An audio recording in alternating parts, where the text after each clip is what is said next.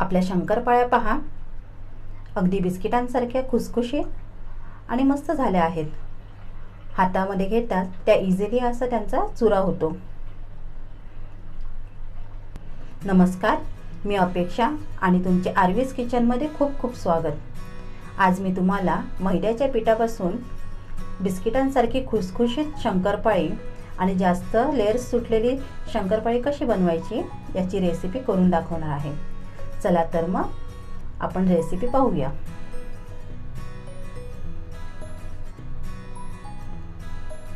इथे मी मैद्याच्या चाळणीने चाळून घेतला आहे। या वाटीच्या मापाने मी 3 वाटी मैदा घेतलाय आणि वजनी प्रमाण म्हणाल तर 400 ग्राम मैदा आहे आणि त्यासाठी मी 80 ग्राम तूप घेतलं आहे आणि ही वाटी अर्धी वाटी मी तूप घेतलंय आणि दूधही मी अर्धी वाटीच घेतलं आहे। याच वाटीचं माप मी ठेवलं आहे आणि साखर मी इथे 120 ग्राम घेतली आहे। तुम्ही तुमच्या आवडीप्रमाणे साखरेचं प्रमाण कमी जास्त करू शकता। ही साखर मी मिक्सरच्या भांड्यामध्ये ग्राइंड करून अगदी पिठी करून घेतली। त्यानंतर आता मी गॅसवर एक स्टीलचा टोप ठेवून त्यामध्ये दूध ओतून ही पिठी साखर त्यामध्ये ओतली। अगोदर आपल्याला गॅस ऑन करायचा नाहीये। पिठी साखर या दुधामध्ये टाकून चमच्याने आपल्याला ढवळून घ्यायचं आहे आणि त्यानंतर आपण गॅस चालू करून अगदी मंद आचेवर आपल्याला साखर मेल्ट होईपर्यंत आपल्याला चमच्याने असं सतत ढवळत राहायचं आहे। सतत ढवळत राहिल्याने पिठी साखरच्या गुठळ्या होणार नाहीत। पिठी साखर मेल्ट होईपर्यंत आपण असं चमच्याच्या साहाय्याने ढवळत राहूया।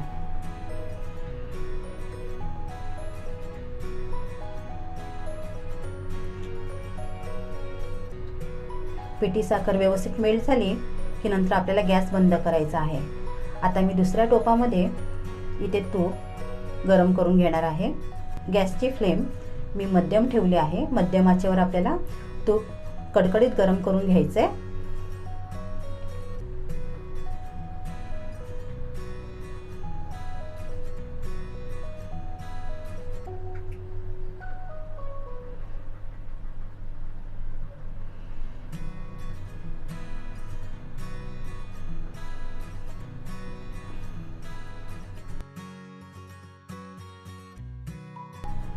हे कडकडीत गरम झालेलं तूप आपल्याला संपूर्ण पिठावर ओतून घ्यायचं आहे।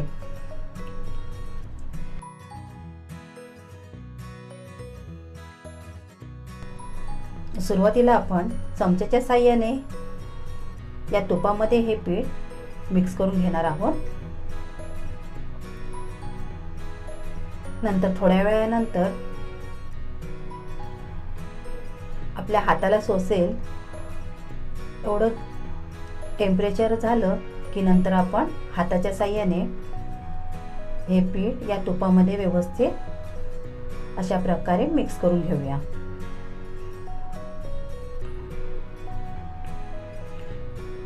अशा प्रकारे तुपामध्ये पीठ व्यवस्थित मिक्स करून घेतल्याने आपल्या शंकरपाळ्या छान होतील।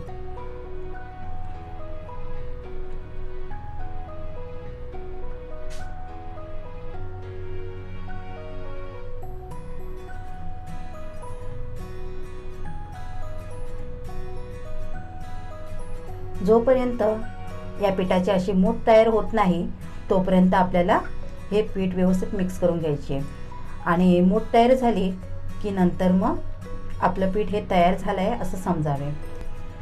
आता आपण दुधामध्ये मेल्ट करून घेतलेली पिठी साखर हे या पिठामध्ये थोडं मिक्स करून आपल्याला मळून घ्यायचं आहे। घट्टसर आपल्याला पिठाचा गोळा तयार करून घ्यायचा आहे। या पिठासाठी मी जे हे प्रमाण घेतलं आहे ते अगदी परफेक्ट आहे। तुम्हाला जर दूध याच्यामध्ये अजून थोडं लागणार असेल तर 1-2 चमचे फक्त टाका, जास्त टाकू नका। हा गोळा आपल्याला घट्टसरच मळून घ्यायचा आहे, त्यामुळे हे प्रमाण अगदी परफेक्ट आहे। नंतर आपल्याला हा गोळा एका भांड्यामध्ये झाकून ठेवायचा आहे। अर्धा तास आपण झाकून ठेवूया। अर्ध्या तासानंतर आपलं पीठ थोडं मुरलं आहे, थोडं मळून घेऊया। आणि आता मी हे पीठ पोलपाटावर घेऊन खलबत्त्याच्या साहाय्याने चेचून घेणार आहे। पीठ चेचून घेतल्यामुळे आपलं पीठ हे सॉफ्टही होईल आणि आपल्या शंकरपाळ्या मस्त लेयर्सवाल्या होतील। त्यामुळे पीठ चेचून घ्यायचं म्हणजे शंकरपाळ्या आपल्या मस्त खुसखुशीत अशा होतात। आता मी हे पीठ एका भांड्यामध्ये झाकून ठेवते आणि आपल्याला जेवढं लागेल तेवढंच मी पिठाचा गोळा घेऊन असा हाताच्या साहाय्याने दाबून दाबून व्यवस्थित गोळा करून घेते।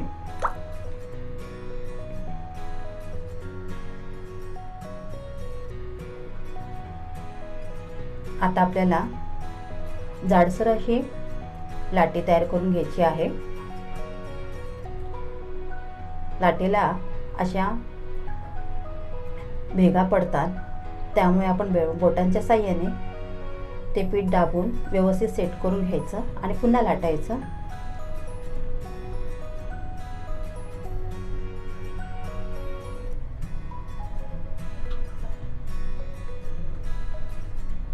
अशा प्रकारे पिठाला आपल्या लाटीला जर क्रॅक्स केले असतील तर मग हाताने असं सर्व बाजूंनी व्यवस्थित दाबून व्यवस्थित एकजीव करून घ्यायचं। त्यानंतर पुन्हा लाटायचं।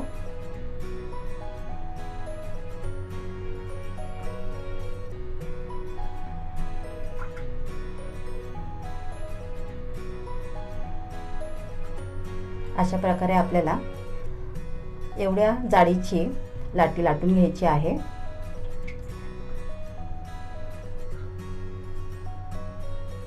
असं हाताने व्यवस्थित सेट करून घ्यायचं आणि पुन्हा थोडं लाटायचं। जास्त आपल्याला पातळही लाटायची नाही आणि जास्त जाडही लाटायची नाही।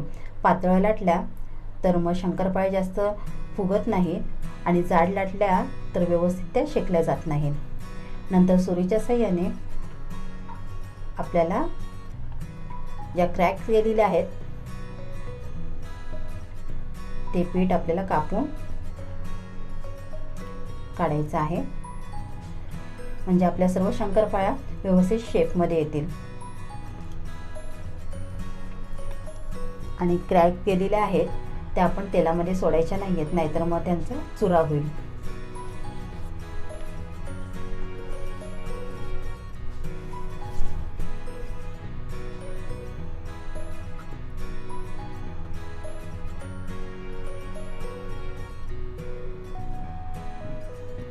आता आपण शंकरपाळ्या कापून घेऊया। तुम्ही तुम्हाला आवडत असतील त्या शेपमध्ये कापून घ्या। मी अशा प्रकारे छोट्या छोट्या कापून घेतल्या आहेत शंकरपाळ्या स्क्वेअर शेपमध्ये।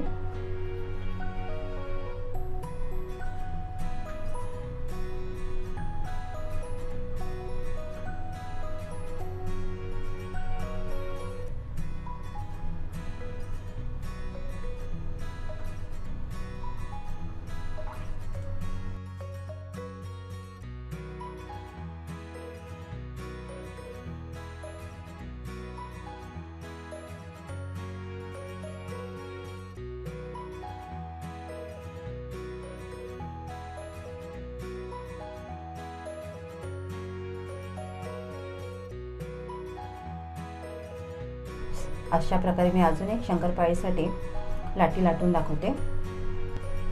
अशा प्रकारे खूप क्रॅक्स जातात। आपल्याला हाताने अशा पीठ व्यवस्थित दाबून घ्यायचं, सेट करून घ्यायचं आणि नंतर मग पुन्हा लाटत राहायचे।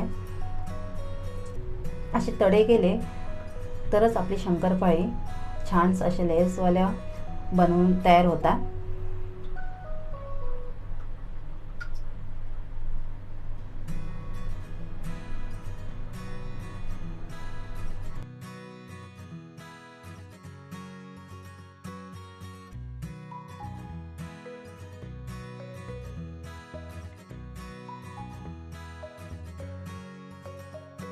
इथे बघा आपल्या पूर्ण शंकरपाळ्या कापून झालेल्या आहेत। आता इथे मी गॅसवर तेलाची कढई गरम करायला ठेवली आहे। आपलं तेल कडकडीत गरम झालंय की नाही ते पाहूया। त्यासाठी एक शंकरपाळे आपण तेलामध्ये सोडूया।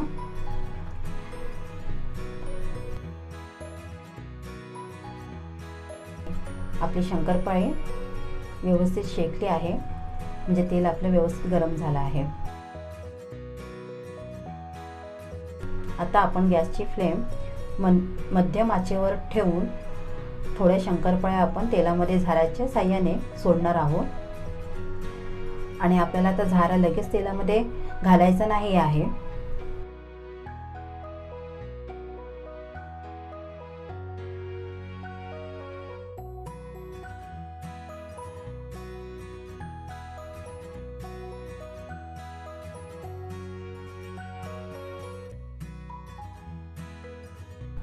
एक ते 1.5 मिनिटानंतर आपण झाऱ्याच्या साहाय्याने सर्व शंकरपाळ्या थोड्या परतून घेऊया वर खाली हलक्या हाताने, म्हणजे खाली लागणार नाहीत।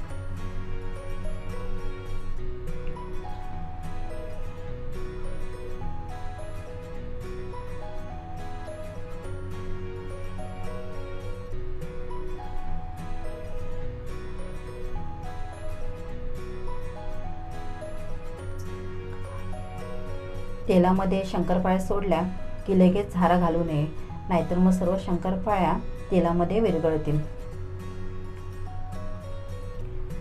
1 मिनिटानंतर आता आपण शंकरपाळ्या व्यवस्थित फ्राय करून घेऊया। अशा झाराच्या साहाय्याने आपल्याला हलवत राहायचे आहेत, म्हणजे सर्व बाजूने व्यवस्थित शेकल्या जातील।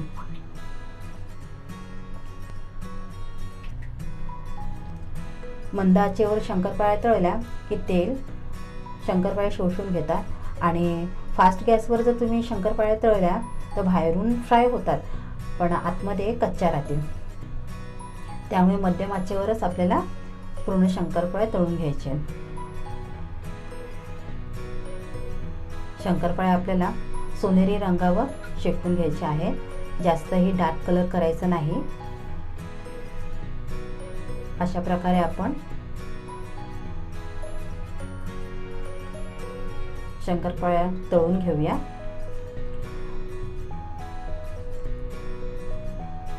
सोनेरी रंगावर येईपर्यंतच तळायच्या, कारण बाहेर काढल्यानंतरही त्याच्यामध्ये फूड प्रोसेसिंग चालू असते आणि त्यांचा नंतर बाहेर आल्यानंतर हे कलर डार्क होतो। शंकरपाळ्याची एक बॅच शेकायला कमीत कमी 5 ते 6 मिनिटं लागतात। शंकरपाळ्या पूर्ण तळून झाल्यानंतर आपल्याला त्या पूर्ण थंड झाल्यानंतरच हवाबंद डब्यामध्ये भरून ठेवायच्या आहेत। आपण जर त्या शंकरपाळ्या गरम असताना किंवा थोड्या कोमट असताना जर भरून ठेवल्या तर त्या लवकरच नरम पडतात, म्हणून आपल्याला पूर्ण थंड झाल्यानंतरच हवाबंद डब्यामध्ये भरून ठेवायचे आहेत। तुम्हाला जर माझा हा व्हिडिओ आवडला असेल आणि तसेच तुम्हाला माझ्या नवीन नवीन रेसिपी पाहायच्या असतील तर तुम्ही नक्कीच आपल्या या चॅनलला लाईक करा, शेअर करा आणि सबस्क्राईब करा। तसेच खाली दिलेल्या बेल आयकॉनला क्लिक करायला विसरू नका। धन्यवाद।